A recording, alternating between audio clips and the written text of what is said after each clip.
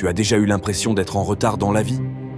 Tu regardes autour de toi, tu vois des gens réussir, avancer, progresser. Pendant que toi, tu te demandes si tu es sur le bon chemin. Tu te sens peut-être bloqué, fatigué, distrait, incapable de prendre des décisions importantes. Si tu te reconnais là-dedans, cette vidéo est pour toi. Aujourd'hui, on va parler du temps. Pas juste en surface, pas juste des conseils de productivité. On va parler du rapport humain au temps, de comment il nous trompe, de ce qu'on ne comprend pas toujours, et surtout, de ce qu'on peut faire pour le maîtriser intelligemment. Quand on parle du temps, la première chose que je remarque, c'est qu'on a l'impression d'être en compétition avec lui. Tu entends souvent « J'ai 30 ans, je suis en retard. À mon âge, je devrais déjà avoir réussi. » Tout le monde avance sauf moi. Mais pose-toi une question sincère. Tu es en retard par rapport à quoi? Et par rapport à qui? Tu sais, le succès n'a pas d'horloge universelle. On a souvent cette impression qu'on est en retard, que si on n'a pas réussi avant 30 ans, c'est foutu. Mais laisse-moi te parler d'un gars que personne n'attendait. Le mec s'appelle Harland David Sanders, mais tu le connais sûrement sous un autre nom. Le colonel Sanders, le fondateur de KFC. Ce gars-là, il a connu l'échec, encore et encore. Il a changé de métier plein de fois. Il a été fermier, pompiste, vendeur de pneus, cuisinier. Et tu sais quoi?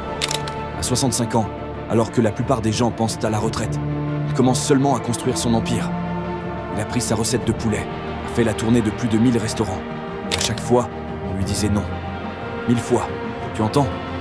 1000 refus. Et il a continué, il a persisté. Jusqu'au jour où un resto lui a dit oui. Et là, bam, tout a changé. Résultat, aujourd'hui, KFC est présent dans plus de 140 pays. Et tout ça a commencé à un âge où certains pensent que c'est trop tard pour recommencer. Pourquoi je te raconte ça? Parce que le temps n'a pas d'horloge universelle. Le colonel Sanders te prouve une chose. Tant que t'es encore en vie, t'as pas raté ta vie. Tu peux encore créer, apprendre, entreprendre, et même complètement changer la direction de ta vie. Quand tu n'as pas encore ce que tu veux dans la vie, tu crois avoir le temps. Tu te dis, je commencerai demain. Ou, j'ai encore le temps. Ou alors, c'est pas encore urgent. Résultat, tu perds ton temps sur TikTok, sur Instagram, à scroller, à zapper, à consommer au lieu de créer. Et je te juge pas, cela peut arriver à tout le monde. Mais il faut être lucide. On perd le temps parce qu'on ne réalise pas à quel point il est précieux. D'ailleurs, une étude a montré qu'on passe en moyenne 2h30 par jour sur les réseaux sociaux. Ça fait plus d'un mois dans l'année. Un mois entier où tu aurais pu lancer ton projet, changer d'environnement, créer quelque chose. Mais pourquoi on fait ça? Parce que notre cerveau est programmé pour chercher la gratification immédiate. Oui, il est plus facile de regarder des vidéos drôles que de planifier son avenir. Tu ne peux pas arrêter le temps, c'est vrai. Mais tu peux choisir ce que tu fais avec. Tu as sûrement déjà remarqué que quand tu fais quelque chose que tu détestes, le temps passe lentement. Mais quand tu fais quelque chose que tu aimes, le temps file à une vitesse folle. C'est ça la clé. Le temps ne change pas, mais ta perception, elle peut changer. Analyse cet exemple simple. Un enfant à l'école trouve que la journée est longue. Mais mets-le devant une console ou avec ses copains. Et là, 5 heures passent sans qu'il s'en rende compte. C'est pareil pour toi. Si tu veux que ton temps ait de la valeur, commence par lui donner une direction. Tu sais quoi? Même les scientifiques galèrent à définir précisément le temps. Einstein a prouvé que le temps est relatif. Il n'est pas figé. Il dépend de ta vitesse, de ta position, de ton mouvement dans l'univers. Et surtout, il n'existe aucun objet physique qui représente vraiment le temps. Pas une horloge, pas un sablier, rien du tout. Le temps est invisible. Et pourtant, c'est la seule chose qu'on ne récupère jamais une fois perdue. Tu veux une vérité simple? Le passé ne revient pas. Regarder en arrière, c'est comme regarder une île que tu as quittée en bateau. Elle devient de plus en plus petite. Tu ne pourras plus y retourner. Alors à quoi ça sert de passer ton temps à ressasser ce que tu aurais dû faire? Ou encore, ce que tu aurais pu dire? Ce temps-là est déjà utilisé. Aujourd'hui, tu as le seul moment qui compte, c'est maintenant. Imagine qu'on te donne un outil magique. Chaque jour, tu reçois une dose d'énergie, de clarté, d'attention. Tu peux en faire ce que tu veux. Mais on te prévient que cet outil cessera de fonctionner un jour. On ne te dit pas quand. On ne te dit pas pourquoi. Et tu ne peux ni le stocker, ni l'économiser.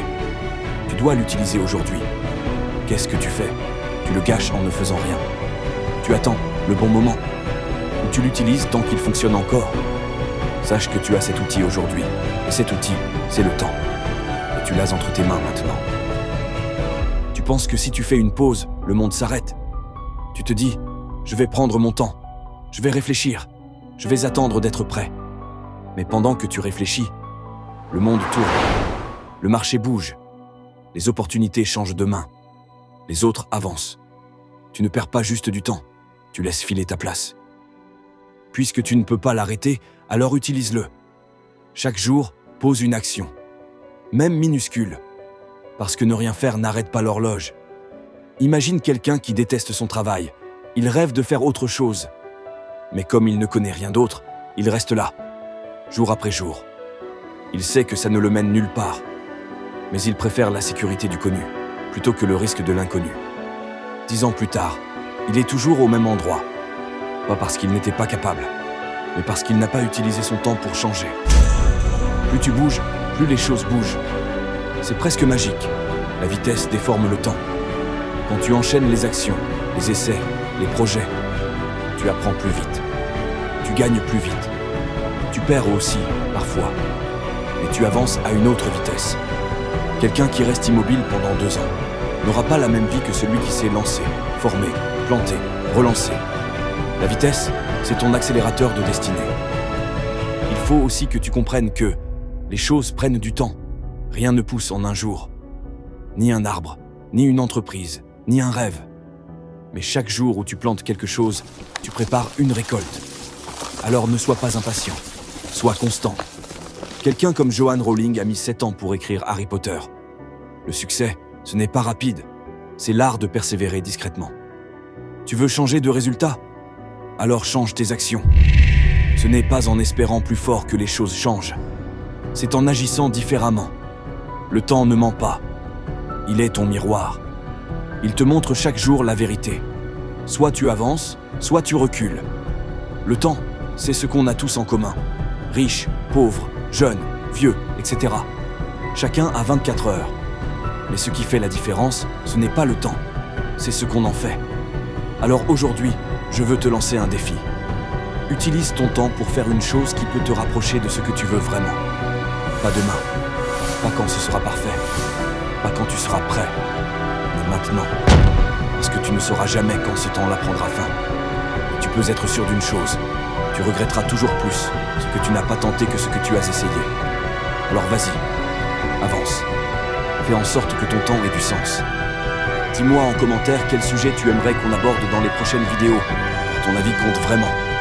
Si tu veux recevoir directement du contenu qui t'apporte de la valeur dès qu'il sort, abonne-toi tout simplement. Pas besoin d'en faire trop. On continue à avancer pas à pas. Merci d'avoir été là jusqu'au bout, champion. À plus.